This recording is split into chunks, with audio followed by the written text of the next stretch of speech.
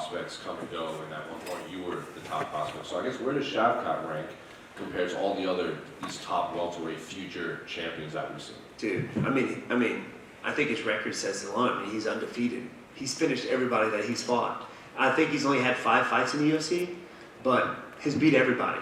I feel like his toughest opponent was Jeff Neal, which was, we both fought against him. He ended up finishing him, I didn't. So that's obviously something to look at, but I think he's definitely probably one of the toughest guys in the division right now. The last one for me, obviously, Bilal Muhammad is weighing in as the backup for the main event, and he seems pretty confident that he's, next in line for the title shot. Do you think an impressive win over Shavkat could get you to leapfrog Bilal in this welterweight pecking order? Possibly, for sure, or at least a #1 contender. Maybe the loser of the main event. Yeah. But finally, man, for Bilal, it's a long time coming. He needs to be fighting for that title. But yeah, if not the title shot, the #1 contendership. So whoever loses that fight, it would be great. I mean, there's one guy that I've been wanting to fight for the longest, and that's Leon. I've been trying to get that fight for a while now, and it hasn't worked. This is before he was champ, and it would be great. No matter what happens Saturday, I fight him next. Stephen, there's, people talk about Shavkat smashing people when he's going through people, but he's never fought a guy like you. So is there part of you that feels excited about being like, well, I could be the tricky puzzle for this guy? It's not the other way around. Just because he's rising the rankings doesn't mean he's this crazy new puzzle for people to solve. I'm actually the puzzle that needs to be solved. 100%, and that's how everybody feels when they face me. After everybody that I've talked to, it's even Bilal and Gilbert, all these guys. It was like, man, I didn't want to take this fight, but I had to. It was one of those things. I feel like I'm the puzzle still in the division that everybody still has to try to figure out. And I'm getting better every day. That's the thing. Every time I step back out there, I'm improving in something. I've seen him fight. I've watched him closely over the years, especially when I first heard his name, and kept my eye on him. He's good everywhere. It's kind of like facing a Rory McDonald. When I first fought him, he was great everywhere. So it's another one of those. There's going to be a lot of adapting out there, I feel, because I feel like he's one of those type of fighters that he evolves when he fights. He gets better. There's a lot of guys at the top of the game right now. You've seen him fight once. You've seen him fight 100 times. And this is another guy, another Rory that I got to prepare for. So whatever happens, man, I'm ready to adapt. I've trained with some really good guys for this camp and over the years, and I've definitely prepared myself for this one. You are the underdog, but like quite a heavy underdog according to the bookies. But because of that, should you win, does that not suggest that this win meant a lot? It should give you that status to fight for that title? I think so. I really do. I mean, everybody's looking at my age right now. I think that's why I'm such an underdog, or the fact that he's got some grappling skills, which I've seen him fight, and the wrestling and the jiu-jitsu is something that I'm getting better at too. So like I said, what better guy to prove that to than Shavkat, right? So I feel like if I go out there and win this, man, I'm either getting the #1 or the next title shot. I saw you on embedded talking about the older guys who've won the world titles, the Glovers and the Yans, and you said, I'm 40 and I could be one of those. You're looking very good for 40. Thank you. But still, the fact that you are that age, would it be kind of an extra special thing to win the title at this age, right? You were so close before, but to be able to get there, lose, come back, go there and go back and forth, and to get it at this age, would that mean something extra to you? Oh yeah. I mean, it goes to show and let everybody out there that age is just a number. I mean, Glover Teixeira is kind of like my inspiration to watch him win it at 41 or 42. It's crazy, man. So I feel the thing is, I'm 40, but I don't feel 40, man. I haven't taken a lot of punishment over the years in the fight game, and I hope to continue that. But I feel fine. I understand. It's funny when people say, man, this is your 20th fight, or you're a veteran. And when people say that, it makes me feel like they're calling me old. Am I really? I mean, yeah, I'm 40, but come on, man. I'm not old. I can still go out there and bang it out with the best. And now's the time to prove it. But it would definitely mean a lot more at this age winning the title. Hey, Stephen, just one for me. I'm just curious if after when you decided not to take that fight, what you felt like when you saw how many people were defending your decision. I thought it was awesome. I mean, there was a lot of that going on with people not making weight, and I felt like it was becoming a thing. Like people were doing it on purpose to get an advantage over their opponent. And unless you cut the weight, you won't know what it actually feels like to really suffer through that. And if your opponent doesn't do it with you, there's a difference. There's a big difference. So it was cool that I had the fans and everybody behind me with that, because that was going on, I feel like, a little too much. And hopefully it would have stopped. Well, recently there was a fighter that the same thing happened to him, and I don't think he took the fight, which was cool. I think more guys should do that. If you say you're going to be this way, you better show up with being that way. You got to show honor and integrity and do it. Steven over here. Yes, sir. Steven, curious. Hey, Steven. Just curious about the main event. Do you have a prediction, kind of a pick, and who you think's going to win that? Man, people are going to say it's wrong, but I feel like, you know, from looking at the Usman and Colby fight, we saw what happened there. And then we saw what happened with Leon and Usman. Obviously, Usman was winning the first until he wasn't. But that goes to show that Leon is just as good in the 5th round as he is in the first. He's got great takedown defense. He's also got a gas tank. I know Covington is notorious for that. But I feel like Colby and Usman are very similar fighters. And I think Usman is the better of that. And Leon defeated him. Now, going into the second fight, I feel that Usman wasn't mentally there. I think that last knockout, scared him. And I think he was a little too hesitant in that fight. He didn't look the same. So that Colby Covington doesn't have that, you know. So I think he's going to be in Leon's face the entire time. I think he's going to try to tire him out, but I do believe that Leon's striking. He's the bigger opponent as well, so I think he's going to be able to defend the takedown a little bit easier. Not saying he's not going to get taken down, but I do believe he'll get back up to his feet and keep the fight standing. And I think Leon will pick him apart. Kind of tying into that, I know Bilal's kind of in the mix as well, and there's a lot of big stakes in your fight. But when you envision yourself going for that title, is there somebody that you want to have on that poster with you and sitting up at press conferences, and somebody you think would get the fans excited? Is there one of those 3 guys? Man, it's definitely Leon.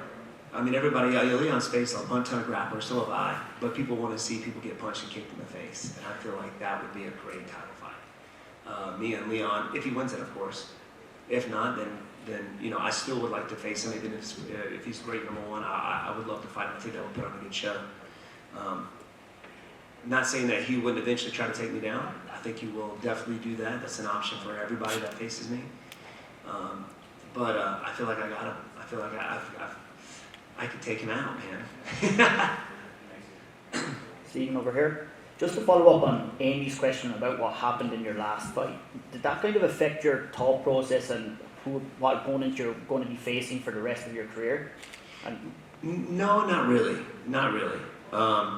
You know, this was something that happened to me prior in Liverpool, and I told myself then I would never let this happen again. So when it did, I stuck to my guns, and I was like, I'm not going to fight this guy. And it didn't really affect me mentally, to be honest with you.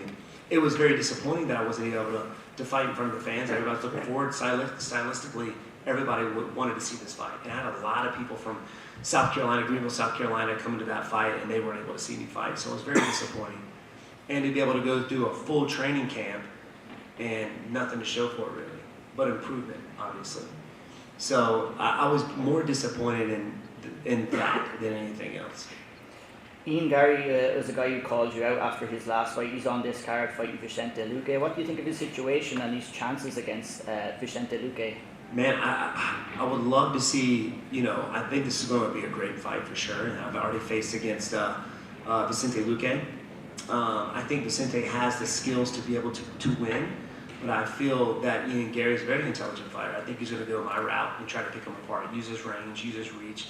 His distance management is really, really high level, so I think he can come out with the W for sure. Thank you. Steven. Yes, sir. Wondering, final season of Cobra Kai coming up. Can we expect another cameo from you in the final season? I'm waiting. I'm waiting on the phone call. So the last time I was in Cobra Kai, obviously they decided to do, I was supposed to have a big fight scene, right? But they ended up doing it the week I was in Vegas for fighting Bilal, so I wasn't able to do it.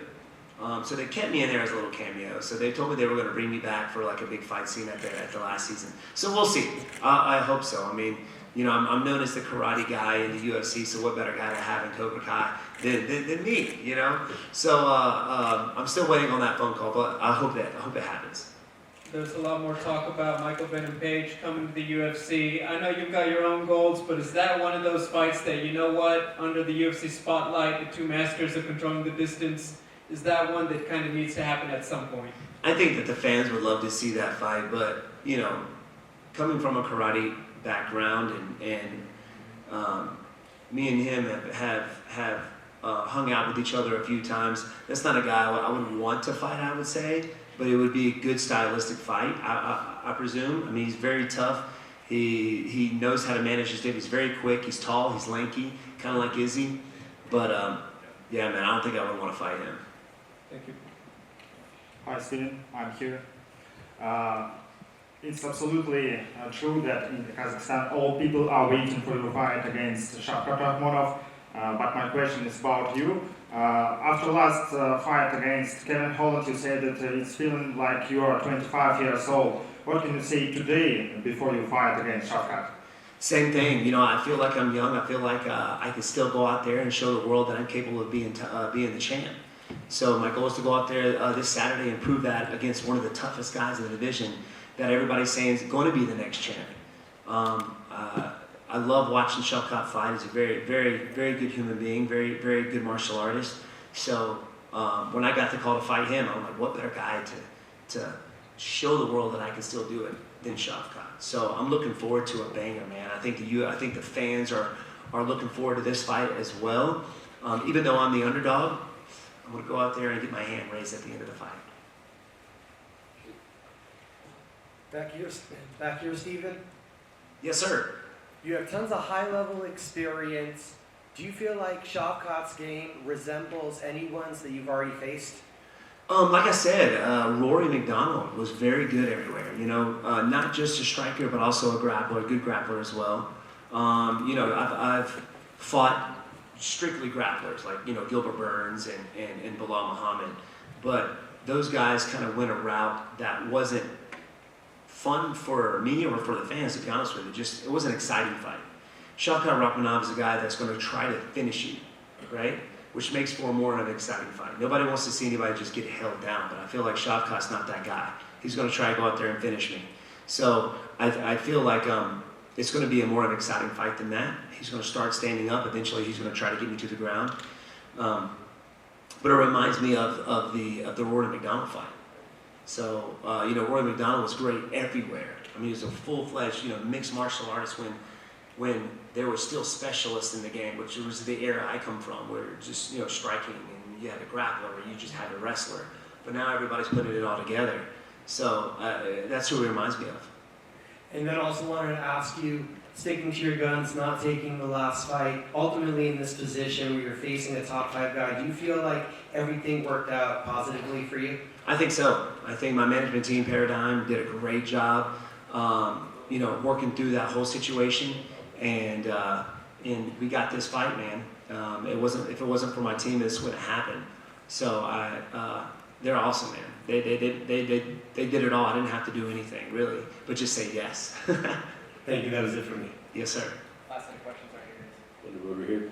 At this stage in your career, what are some of those key things that you feel about yourself that you've noticed that have gotten better throughout the years, other than the experience you've gained? Man, I mean, actually, what you just said, the experience, but I feel like my mindset going into the octagon and how I see things in the octagon right now, like more clearly than before. When before it was everything was happening so fast, it was hard to figure things out, but now I can kind of slow it down and really pick and choose my what I'm going to throw, what I'm defending with, and I think that has a lot to do with how we train as well. I mean, earlier on, you know, the training was very hard. It was what I mean by that. The sparring and the grappling was very hard, And I spend years, and I think this is why I'm 40 still doing this, is, we take care of our bodies when we train. When we spar, we get fully geared up. We're not hitting hard to the head. We're still working, but we're being smarter with our training. And I think that has a lot to do with it. I think that's one of the things that has helped me get to where I am today. It's not just how I fight in the cage, but the training leading up to it has changed a lot. Awesome, and I saw you mentioned that, that you had a lot of people out there waiting to see you fight against Michel Pereira. Unfortunately, they couldn't see that. Did you bring some people out to this one? Yeah, man. Every time that I fight, there's always some coming from Greenville or Simpsonville, my hometown, to come watch me fight. So it's really cool that they're coming out to support me, which is awesome. Always puts a smile on my face, and that's another reason for me to go out there and just another reason for me to give it all I got. Thank you. Yes, sir. Thanks very much, guys. Thank you, guys. I appreciate you.